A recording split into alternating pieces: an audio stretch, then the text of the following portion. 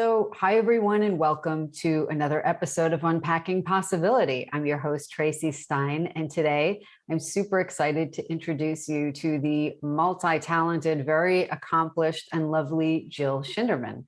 I'll read you a little bit of her bio, but during our interview time together, you're going to get to know her even better.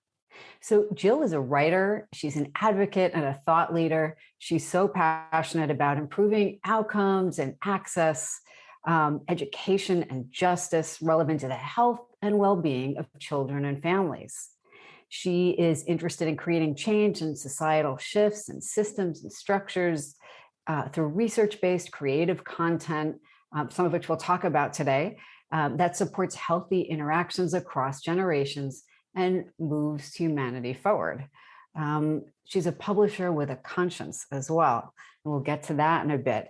So Jill is currently helming a boutique publishing venture, Barclay Square Books, a line of evidence-based children's books, and they're designed to cultivate healthier attachment, enrich parenting practices, and improve community connection and collaboration across the entire ecosystem of a child's life, their home, school, community, and the wider world.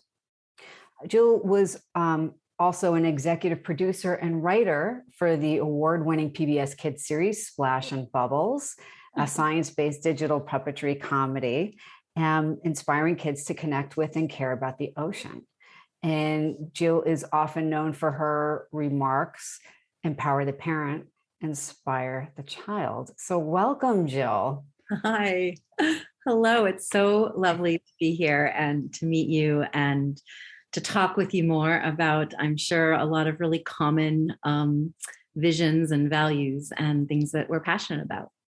Absolutely. And I'm not even sure where we should start because there's so much.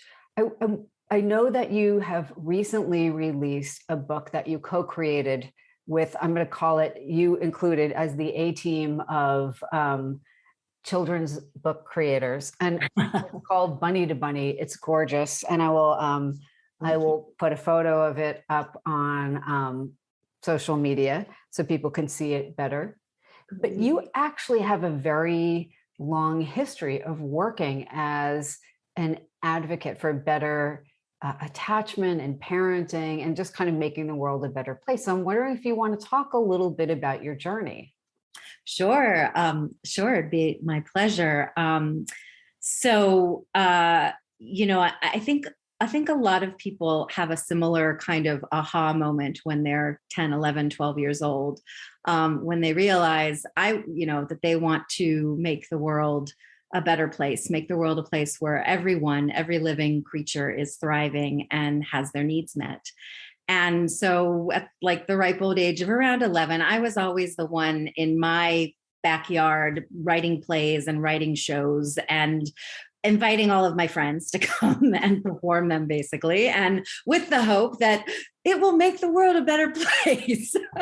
But it was really, that's just always been my passion, is to write for children and families and communities.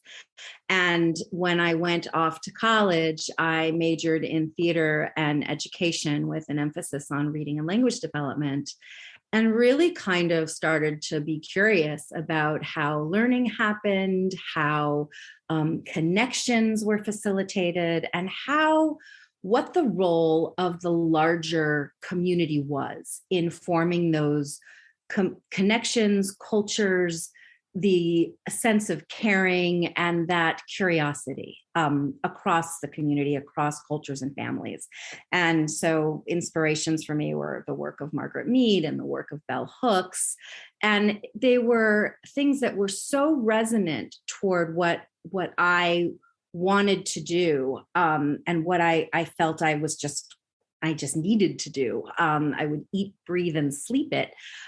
So after graduation, I had a wonderful opportunity to work at the Los Angeles Children's Museum. And Los Angeles is a beautifully diverse city, and it's huge.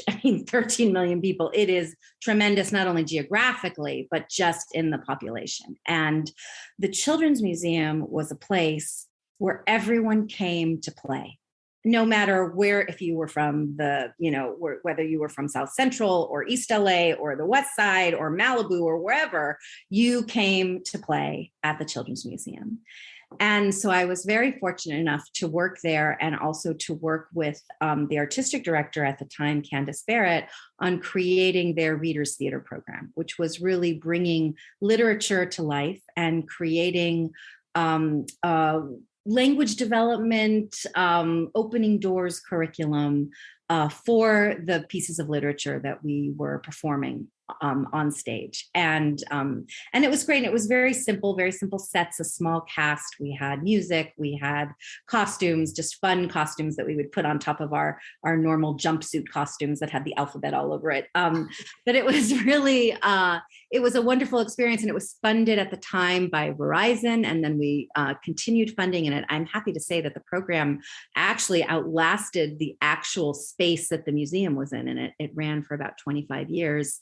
And then from there, once I saw the impact of what we were doing on the stage, I thought, I'm really curious about other mediums and other genres. How do you create meaningful content for children and families that is on the television, in animation, live action? What is it that goes into that children's content that makes it joyful and resonate, and that kids want to tune in for 80 episodes, 6 years down the line? And so I had a wonderful opportunity to work at a real creative boutique animation company called Matinee Entertainment. And at the time, it was in the early 90s, and it was when animation studios, small animation studios were at their height. They were really creative shops. You were working with all the best talent, the most talented writers and artists and producers. And it was just a really exciting time. And we had development deals with every network in town, whether it was, at the time, it was ABC and Fox and Disney and NBC and CBS and UPN. I mean, there were all of these people that we could find homes for our shows.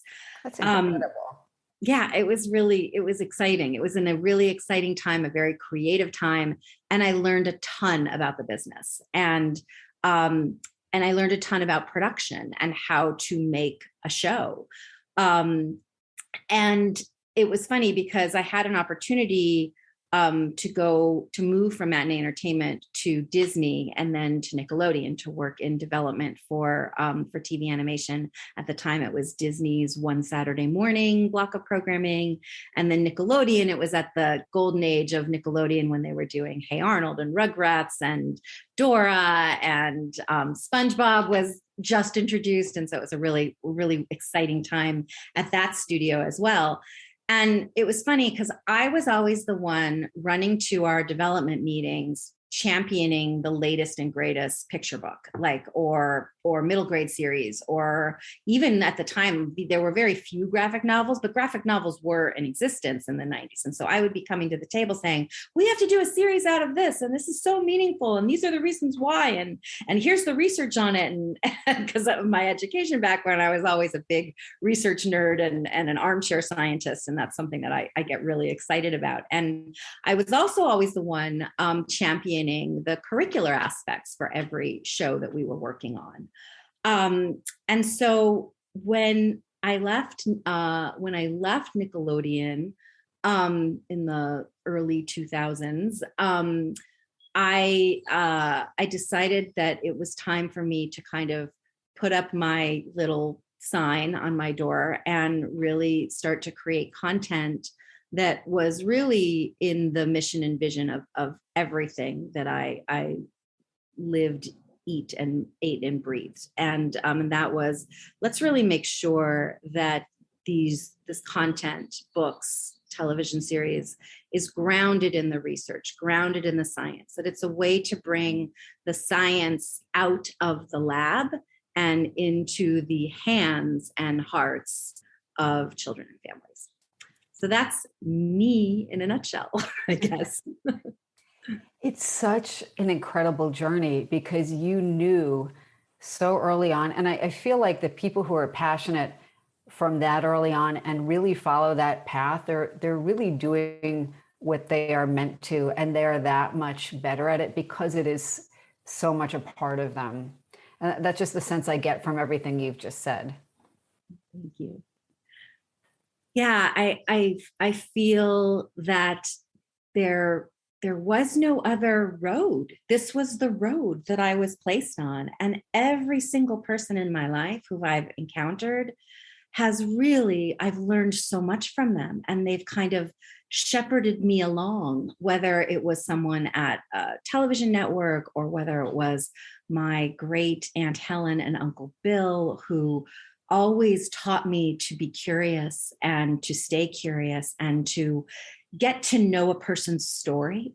And also, even through the work of my dad is a huge community advocate and advocate for education. And really, I mean, he instilled in me just, everyone deserves to thrive. Everyone deserves to have their needs met.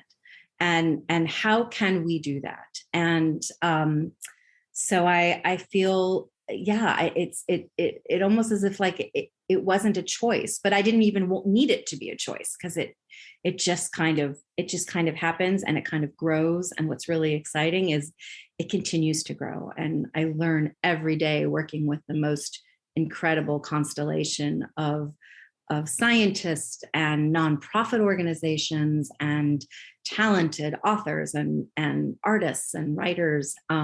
It's just a really beautiful village that we have at Berkeley Square. Yeah, I mean, and I took a look at the website, and I was just really blown away. I mean, there's so much, not only heart, but expertise clearly behind what you do. And, with the experience and the background you have, you could have just focused on how do we make the biggest profit? And that's not you. You really are the publisher with a conscience. Thank you. And thank you. Yeah. I mean, that's huge. And, I have your book here again, Bunny to Bunny. And I have to tell you, when I read it, I was so moved. I mean, I could really feel, that softening in your heart when you read something that you really connect to. And I wasn't kidding when I said you are part of the dream team in a way, creating this book, because some people might pick it up and just say, wow, it's a beautifully written and beautifully illustrated, engaging book. But you did engage with early childhood experts and education experts, an incredible science writer. The illustrations are gorgeous. Your rhymes are beautiful. And it's so subtle, but you can see that thread running through, where it's not just a pretty picture book. If it's okay, I'd like to read your first line in the book. Sure. The title of this rhyme is also the title of the book, Bunny to Bunny, and it goes, "Who is this bunny looking into my eyes, sharing my gaze and all my surprise? Who is this little one, so curious, so new? Bunny to bunny, I am here, loving you." It's so simple and so beautiful and so moving. And your illustrations model what we hope people will parent like. And I'm wondering if you can talk a little bit more about how the rhymes and how the illustrations can help foster better attachment and better parenting. Thank you. Thank you so much for really allowing that and sharing how that affected you. And thank you. That's what we're hoping for. And we really, I did have the dream team on this book series, and we're hoping to do a series of 4 books. So this is the first one, and this is the first one to really kind of set that tone and to support parents and children and the important grownups in their life, whether it's a grandparent or an aunt or an uncle, or even an older sibling, or a teacher or a librarian, anybody in that child's life, to kind of give them the support to connect. And so we really, from the book arose out of what was called the Learning Sciences Exchange. And it is a wonderful fellowship program that's sponsored by the Jacobs Foundation. And you were the first fellow. Yes, we were. Yes, me and my cohort of 3 other people, we were the first class of fellows, and now they are in class 3. In fact, I'm on the committee reading applications right now from all over the world, and so it's so beautiful to see how this program has expanded and grown so fast. And I love the global component to it. I think it's so important, especially when you're talking about the health and well-being of children and families. So we set out on this adventure.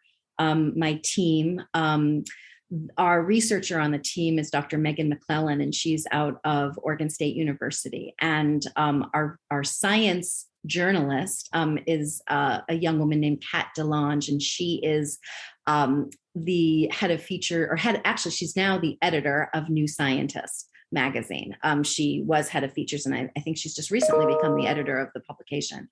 And Jana Panka, who is from Berlin, and she is a tremendous force in early childhood curriculum from a science and exploration and discovery perspective. And the organization that she works for, Klein Foster, is the leading curriculum provider in Germany for all of I think there are 13 provinces. So they work with preschool and elementary schools in providing their science curriculum.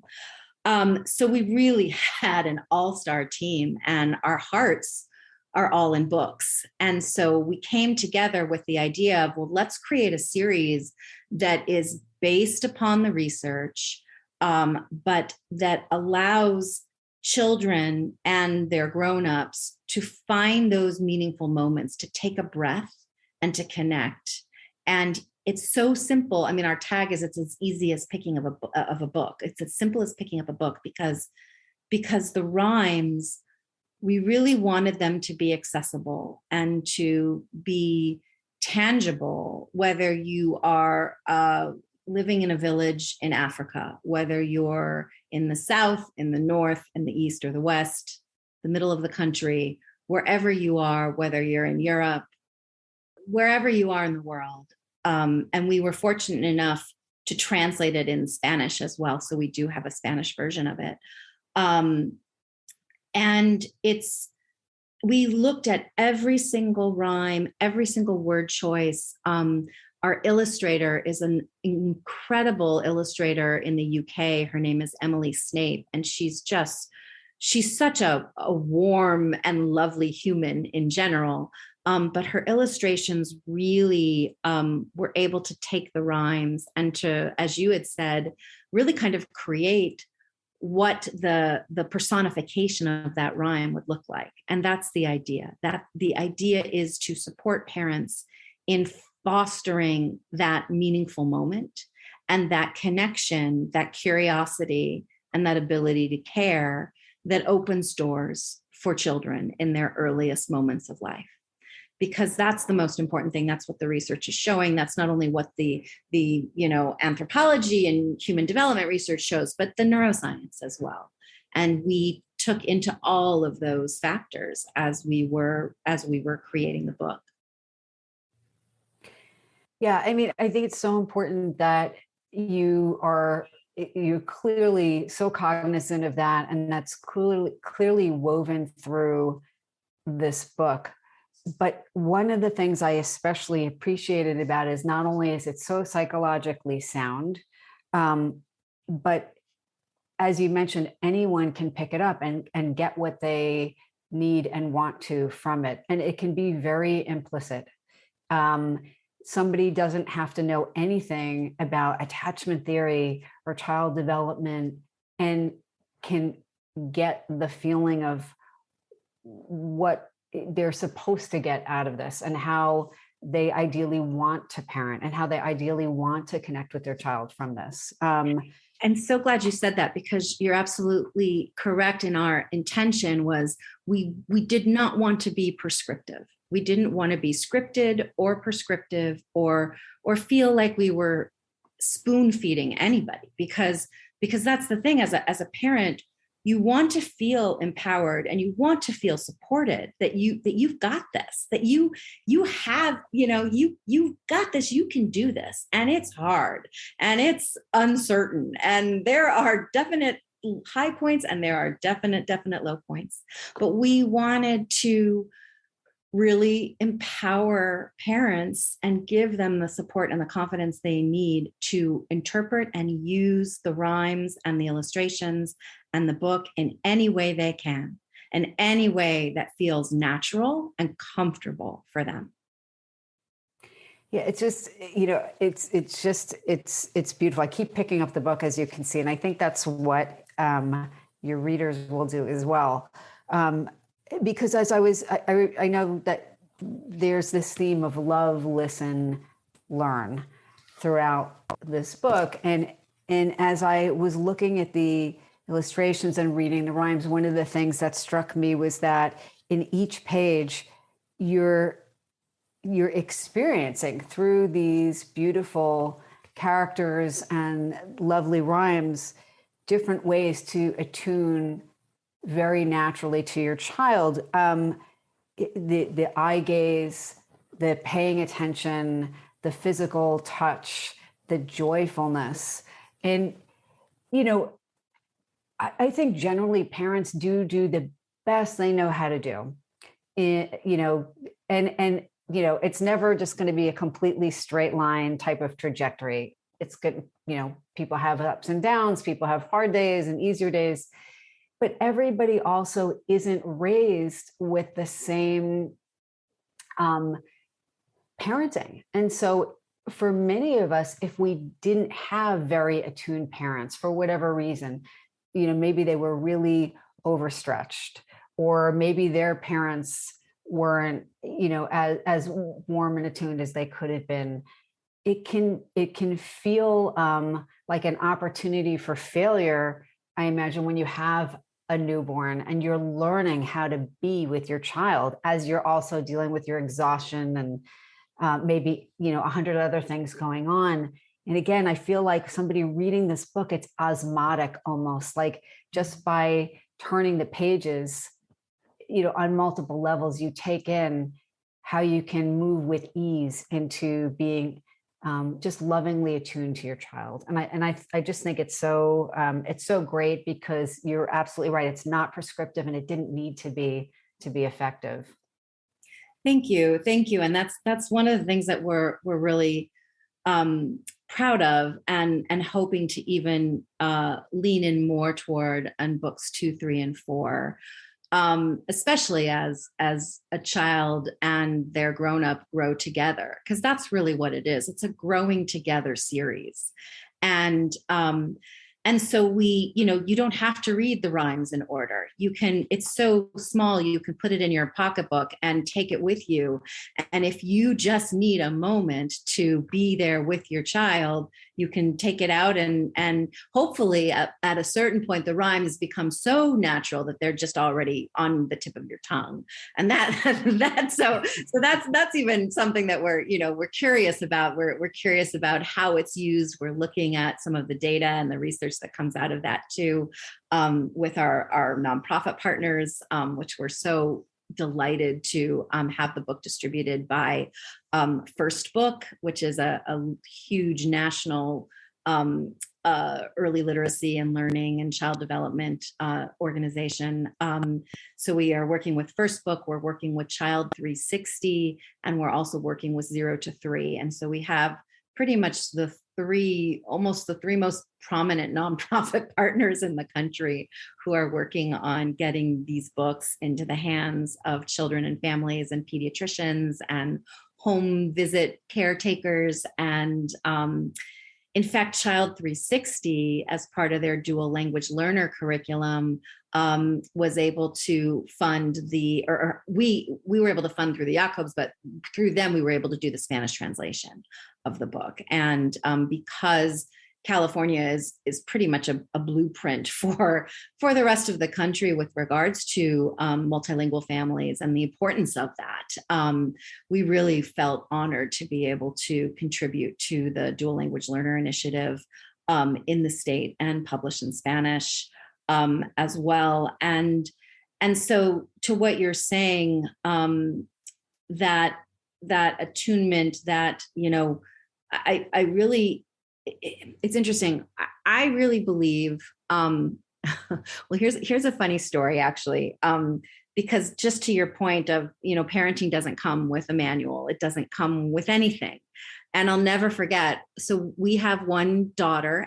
She is now off in college. And when she was born, we were in the hospital for about 5 days. And when we were being discharged, the nurse came in and said to my husband and I, okay, so did you guys write the video? Did you guys watch the video? And like, she has her clipboard because she has to check the box that we watched the video. And my husband and I looked at each other and we're like, what video? We had no idea there was a video. Yeah, there's a video on how to raise your child. I'm like, wait a second, we were supposed to read this? She's like, okay, well, I got to clear the room and you guys have to go. So I'm just going to mark the box and off you go. Oh my God.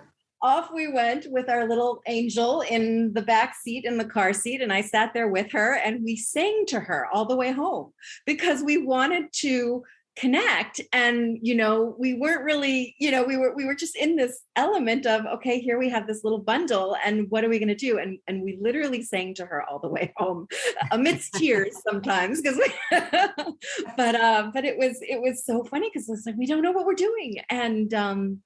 And everybody feels that way. It's a universal, I don't know about you, but I don't know any parent that's like, yeah, I got this. I know what I'm doing. Yeah.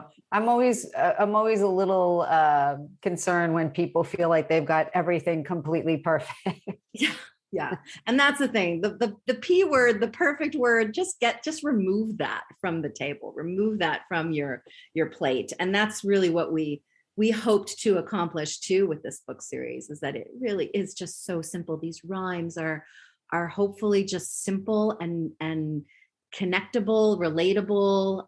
You can, we try to, you can say them on the beach. You can say them when you're doing a diaper change. You can, you can carve out that space in only a matter of minutes, because that's really what it takes. It's quality, not necessarily length of time. And so if you can spend 3 minutes, 5 minutes in your busy lives, because parenting is busy, whether you are a working parent, whether you're a stay-at-home parent, whether you're in a household that, again, has other caregivers and other grown-ups, important grown-ups in a child's life. And that's, again, where I always go back to and take my cue from some of these cultural anthropologists and some of the research that has come out of developing communities all over the world, how children and families function together, how they care for each other, how they connect for one another, and how they derive joy together.